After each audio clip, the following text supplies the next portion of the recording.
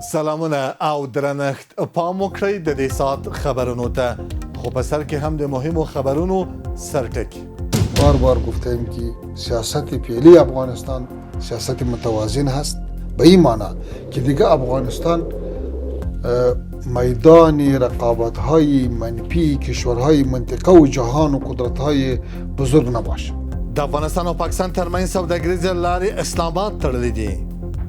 امیر خان متقي وایي چې د افغانستان او پاکستان ترمنځ سوداګریزې لارې د پاکستان له لوري تړل شوې دي. لکه څنګه چې د اسلامي نظام راوستل یو لوی قرباني غوښتل، اوس د اسلامي نظام ساتل هم لوی قرباني غواړي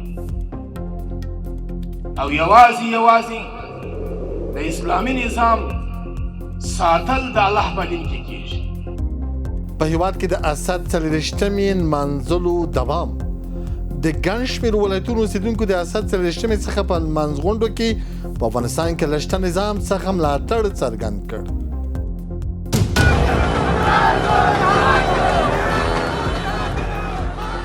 او د عمران خان د خوشي کېدو په غوښتنه په پاکستان کې پراخ لاریونونه.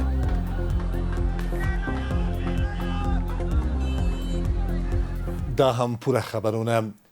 د بهرنیو چارو وزیر امیر خان متقي له بي بي سي سره په مرکه کې د افغانستان د کورنۍ وضعیت، نړیوال اړیکو او د نجونو د زده کړو په اړه څرګندونې کړې دي. نوموړي ویلي د افغانستان خلک له اوسني حکومت څخه راضي دي او په ټول هیواد کې ملاتړ شته. متقي ویلي اسلامي امارت له ډیرو هیوادونو سره ښې اړیکې لري او له 40 ډیرو فعال سفارتونو او قونسلګرۍ لري. هغه ټینګار کړی چې د اسلامي امارت په رسمیت نه پیژندل د ځینو هیوادونو خپله پریکړه ده. د اسلامي امارت د حکومت د جوړښت په اړه ښاغلي متقي ویلي چې حکومت یې ټول ګډونه دی او په بېلابېلو دولتي ادارو کې اوس هم ښځې په کار بوختې دي. د نجونو د زده کړو په اړه یې ویلي له 6م ټولګي پورته زده کړې تر امر ثاني پورې ځنډول شوي، خو په مدرسو کې د نجونو زده کړې روانې دي. په همدې حال کې د بهرنیو چارو وزیر امیر خان متقي وایي چې د افغانستان او پاکستان ترمنځ سوداګریزې لارې د پاکستان له لوري تړل شوې دي.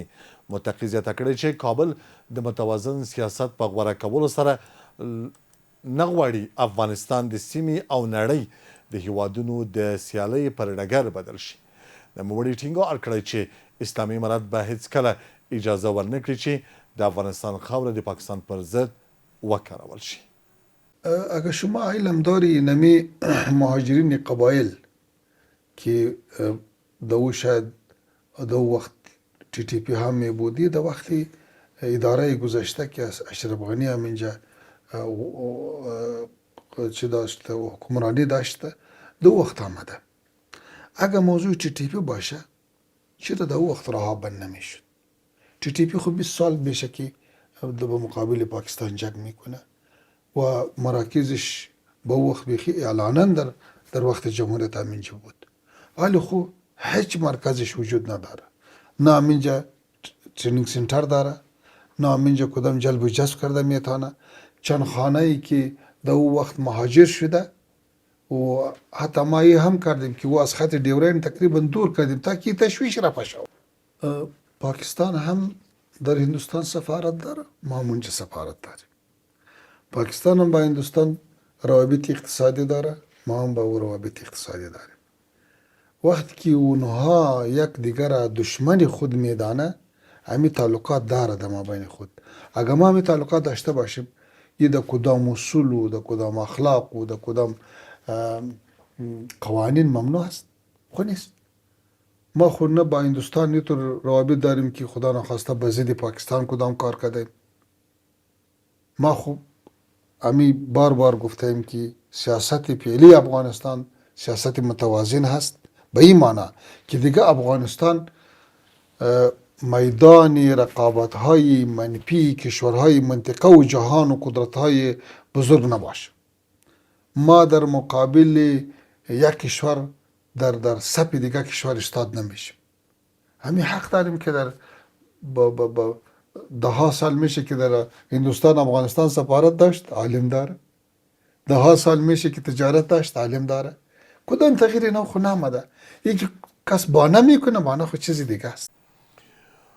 په پاکستان کې د تحریک انصاف ګوند پلویانو دغه ګوند د مشر او پخوانی لومړي وزیر عمران خان د خوشي کېدو په غوښتنه په بیلابیلو ښارونو کې لارونه کړي دي.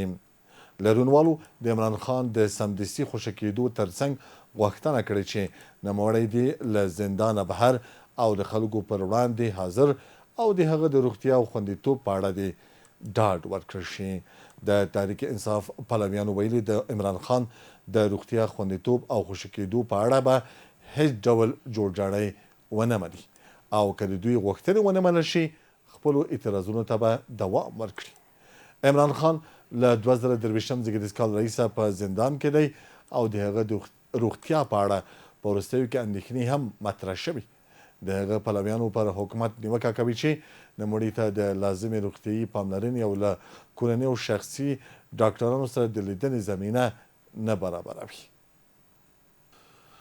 د اسد د 43 په افغانستان کې د اسلامي امارت د بیا واکمنېدو د کلیزې په درشل کې د بلخ ولایت د 209 فتح قل اردو په قمندانۍ کې د دیني عالمانو، قومي مشرانو او ځوانانو په ګډون یوه غونډه جوړه شوه. په دې غونډه کې ګډونوالو د نظام پر ساتنې او د هیواد د وګړو ترمنځ د یووالي او ورورولۍ پر پیاوړتیا ټینګار وشو. د اسد د 24 نیټې په درشل کې په افغانستان کې د اسلامي امارت د بیا واک ته رسېدو د 5مې کلیزې په مناسبت د بلخ ولایت په 209 الفتح قل اردو کې د یوه ځانګړي مراسمو په ترسره کولو سره یادونه وشوه. په دې مراسمو کې دیني عالمانو، قومي مشرانو، ځوانانو او پوځي مسؤلانو ګډون کړی و. ګډونوالو د نظام پر ساتنې، د امنیت پر ټینګښت او د هیواد وګړو ترمنځ د یووالي او ورورولۍ پر پیاوړتیا ټینګار وکړ. دیني عالمانو په دې غونډه کې وویل لکه څنګه چې د بریا او د اسلامي نظام د ټینګښت لپاره قربانۍ او سرښندنې شوي دي، د دغه نظام ساتنه او دوام هم هڅې، سرښندنې او مسؤلیت پذیري ته اړتیا لري. لکه څنګه چې د اسلامي نظام راوستل یو لوی قرباني غوښتل، اوس د اسلامي نظام ساتل هم لوی قرباني غواړي.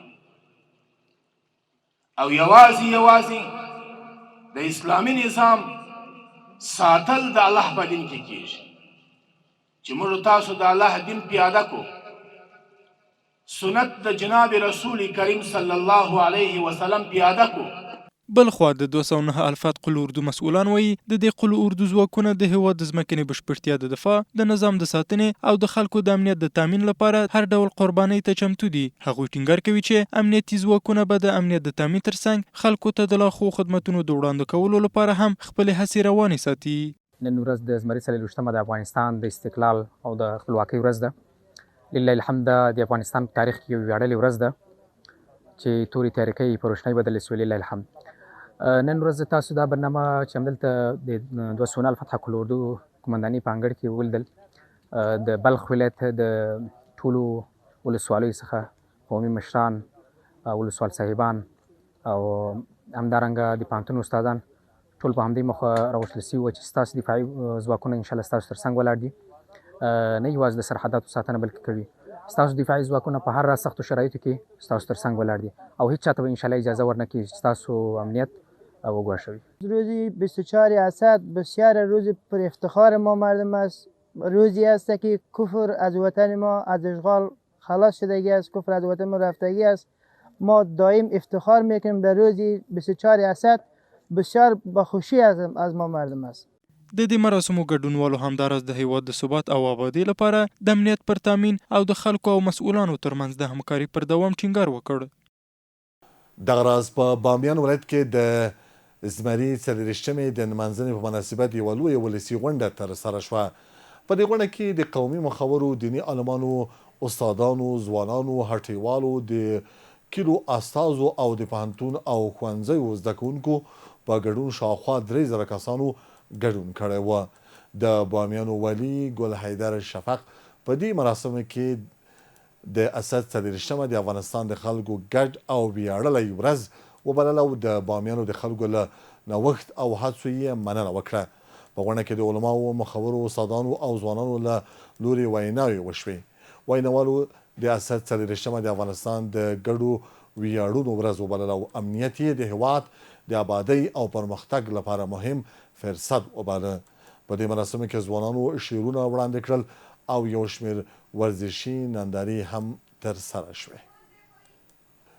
له دې سره سم د پکتیکا ولایت د برمل ولسوالۍ قومي مشرانو د ریاست 40مې د نمانځنې لپاره د چمتووالي په یوه غونډه کې له اسلامي امارت څخه خپل ملاتړ څرګند کړ. دغو قومي مشرانو وویل د نظام او هیواد د ساتنې لپاره هر ډول قربانۍ ته چمتو دي. هغوی همداراز د هیواد د ملي یووالي او ثبات پر ساتلو ټینګار وکړ. امارت میږ امارت امارت مو وجود دی. امارت باندې زه د ځون شګر نه راو په امارت سمو شل کوله مزال کړی دی. په امارت سمو په خپل وتلس میاشت جیل په بګرام کې تیر کړی دی. زه خپل د دل شادونه پلوریا خو زه په دا شکریا ادا کوم. الحمدلله الحمدلله هیڅ پروا نه پرځي. په دا شکریا ادا کوم چې په داس لار کې تللی دي چې په شهادت رسېدلی دي په غلط لار نه دي تللی. نور زه بیا د پر ان شاء الله امر دا قرباني ته مشورونه سپینږیري ها پار له خاصه وي سره کله ولازم د افغانستان په باره کې نیت صفاو نور چې څه کوي قیامت هم خپل د چې کوي خو صرف د امارت اسلامي د افغانستان په باره کې ځینې ووینځي ګاند ما کې پرځدي پاجرینا کې. د امریکای ولسمشر ډونالډ ټرمپ ادعا کړې چې د هرمز په تنګي کې د امریکا سمندري محاصره په بشپړ ډول عملي شوی او دغه محاصره یې د فولادو دیوال په نوم یاد کړی دی. ټرمپ ویلي امریکا اوس د هرمز تنګي بشپړ کنټرول لري او ایران د دې وضعیت د مخنیوي لپاره هیڅ اقدام نشي کولی. بلخوا د امریکای دفاع وزیر پیټ هیګسټ ویلي چې د ایران پر وړاندې د سمندري محاصره د نامعلومو مودې لپاره دوام کولی شي او امریکایي بیړۍ به د اړتیا له مخې په نوبتي ډول سیمې ته واستول شي. ایران بیا د امریکا د بشپړ کنټرول ادعا رد کړې او ایراني چارواکو ویلي چې د هرمز تنګي کنټرول د دوی په لاس کې دی. د یک ټلویزیون قدرمنو او معزز لیدونکو زما خبرې سربیس په همدې ځای پای ته ورسېد. تر بیا ښې چارې.